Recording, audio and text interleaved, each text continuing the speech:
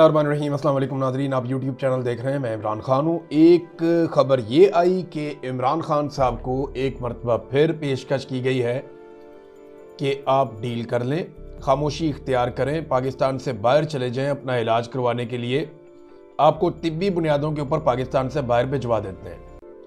ये सहाफ़ी हैं और सीनियर जर्नलिस्ट हैं फ़खरुर रहमान साहब, उन्होंने भी ये खबर दी है। कुछ और सोर्सेज भी ये दावा कर रहे हैं और लगातार इन चीज़ों का दावा हो रहा है कि इमरान खान साहब को एंगेज करने की कोशिश की गई और ये कहा गया कि जनाब आप बाहर चले जाएं पाकिस्तान से। फ़खरुर रहमान साहब ने भी ये खबर बताई और ये एस्टेब्लिशमेंट की ख्वाहिश है, नवाज शरीफ की भी ख्वाहिश है।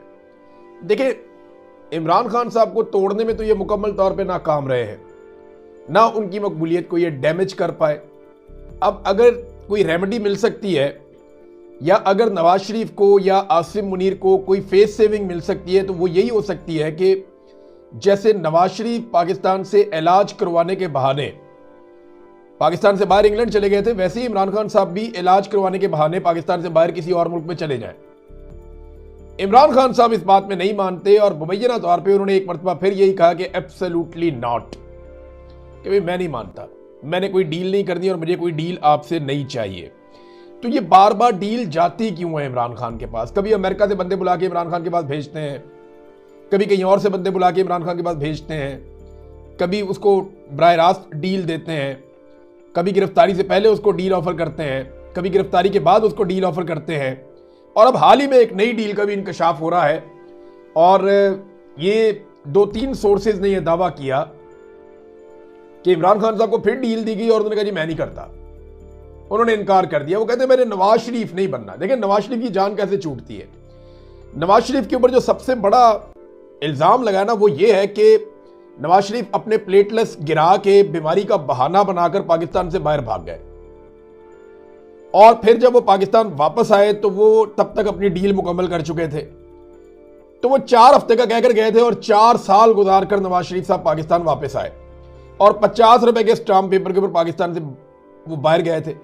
अब ये इतना बड़ा एलिगेशन है, इतनी बड़ी तौहीन और इतनी बड़ी बेइज्जती है किसी सियासी लीडर की कि जब तक कि इमरान खान साहब इतना बड़ा कोई काम नहीं करेंगे तब तक नवाज शरीफ साहब की जान नहीं छूटती।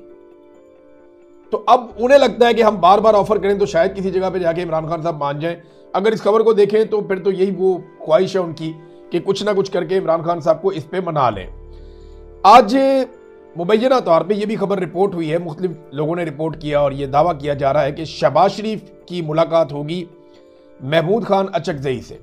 तो वज़ीर आज़म शहबाज शरीफ है और एक तरफ महमूद खान अचकजई है, इनके बीच में मुलाकात हो सकती है और इमरान खान के हवाले से तो ज़रूर गुफ्तगू होगी। देखिए, शहबाज शरीफ इस वक्त क्यों एंगेज कर रहे हैं? जब भी कभी कोई पाकिस्तान तहरीक इंसाफ या अपोजिशन एहतजाज की सियासत कर रही होती है तो फौरी तौर पे हुकूमत एंगेजमेंट शुरू कर देती है। उससे 2 चीजें होती हैं। एक ये होता है कि एहतजाज का मोमेंटम टूटता है, यानी लोगों को ये लगता है कि जनाब ये तो मुज़ाकरात चल रहे हैं, कोई ना कोई हल वैसे ही निकल आएगा तो हमें निकलकर जोर लगाने की क्या जरूरत है। एक वो ये परसेप्शन बनाते हैं, तो इससे एहतजाज का मोमेंटम तोड़ने में थोड़ी सी मदद मिलती है। दूसरा, हुकूमत ये एक इखलाकी बर्तरी हासिल करने की कोशिश करती है और अपनी गवर्नमेंट को लिजिटिमेट बनाने की कोशिश करती है कि देखें जनाब हमारी यहां पे हुकूमत मौजूद है, हम जायज हुकूमत है, हम बातचीत भी कर रहे हैं अपोजिशन के साथ। हालांकि ये हुकूमत तो हुकूमत में होनी नहीं चाहिए थी, इनकी तो अपोजिशन भी नहीं बनती थी बेचारों की। 17 सीटों वाले तो कुछ 4थी नंबर की 3री नंबर की इनकी पॉलिटिकल पार्टी बननी थी अगर सही इलेक्शन रिजल्ट्स के मुताबिक ये असेंबलियां कायम होती तो। बहरहाल ये हर मरतबा ऐसा होता है, इस मरतबा भी ऐसा हो रहा है। तो एक तरफ मुज़ाकरात कहा जा रहा है जी मुज़ाकरात होंगे, बातचीत होगी और बातचीत होनी चाहिए, और दूसरी तरफ क्या हो रहा है? क्रैकडाउन। इस वक्त पंजाब में भी क्रैकडाउन जारी है और सिंध में भी क्रैकडाउन जारी है। बड़े पैमाने पर पाकिस्तान तहरीक इंसाफ के लोगों को गिरफ्तार किया जा रहा है और बड़ी खामोशी से क्रैकडाउन हो रहा है। खबरों के अंदर आपको पता है मीडिया बताता नहीं है कि पीटीआई के ऊपर क्रैकडाउन हो रहा है। सोशल मीडिया भी आजकल तवज्जो दीगर चीज़ों की तरफ है, काफ़ी बटी हुई, तो इसलिए ज्यादा उठाया नहीं जा रहा मामला, लेकिन क्रैकडाउन हो रहा है और बड़ी तेजी से वो लोग जो इलाकों की बंदिश कर सकते हैं, वो लोग जो तहरीक को तेज कर सकते हैं, उन तमाम लोगों को एक एक करके उठाया जा रहा है। चाहे वो कारकुनान है, मुतहर्रिक कारकुनान, या वो लीडरान है, जैसे तैसे भी उन्हें गायब किया जा रहा है, उन्हें उठाया जा रहा है। 3 MPO के तहत उनको हिरासत में लिया जा रहा है।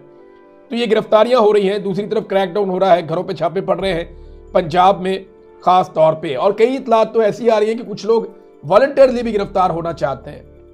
अब इसमें कितनी सदाकत है मैं आपको कह नहीं सकता, किसी बंदे का नाम लेना हो तो मैं ले नहीं सकता, लेकिन आपको मैं ये बता सकता हूं कि वफाकी वजीर ने भी एक ने कहा, हुकूमत के बंदे ने, कि जनाब हमसे तो रब्ता करके लोग कहते हैं कि जनाब हमें गिरफ्तार कर ले, वरना ये 8 फरवरी हमारे खाते पड़ जाएगा दोनों तरफ से। देखिए ना, गिरफ्तारी का कितना फायदा होता है।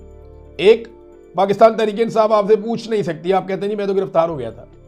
दो, अगर 8 फरवरी को कोई बड़ा वकूआ हो जाता है तो हुकूमत आपके ऊपर पर्चा नहीं दे सकती, आप कहेंगे जी मैं तो उस दिन अंदर था। तो ये डबल फायदा हो जाता है अंदर होने का, कि आपकी हाजिरी भी पड़ जाती है और आपकी खाल भी बच जाती है। बहरहाल ये इस तरह के लोग होते हैं, लेकिन पाकिस्तान तहरीक-ए-इंसाफ में अब ऐसे लोग कामयाब नहीं होंगे, क्योंकि पाकिस्तान तहरीक-ए-इंसाफ ने एक बड़ा कड़ा एहतसाब शुरू कर दिया है अपने अरकान असेंबली का और ओहदेदारों का, और एक एक करके अब वो नाम सामने लेकर आ रहे हैं, MNAs के, MPAs के, सोशल मीडिया के ऊपर जो पाकिस्तान तहरीक-ए-इंसाफ का अपना सोशल मीडिया है या उनकी अपनी पार्टी के लोग हैं, उन्होंने अब ये मामला उठा दिया। वो ये बता रहे हैं जी फलाना MNA एक दफ़ा भी नहीं आया, ये MP है ये भी नहीं आया, ये मिनिस्टर है ये भी नहीं आता था, इसको इमरान खान साहब का करीबी साथी है ये भी नहीं आता था, ये जो बंदा है इसको ये ओहदा दिया हुआ वो भी नहीं आता। अब सोशल मीडिया ने ये बेड़ा उठा लिया है और वो एक एक करके बता रहे हैं कि जनाब कौन आता है और कौन नहीं आता। ये रोला पड़ गया।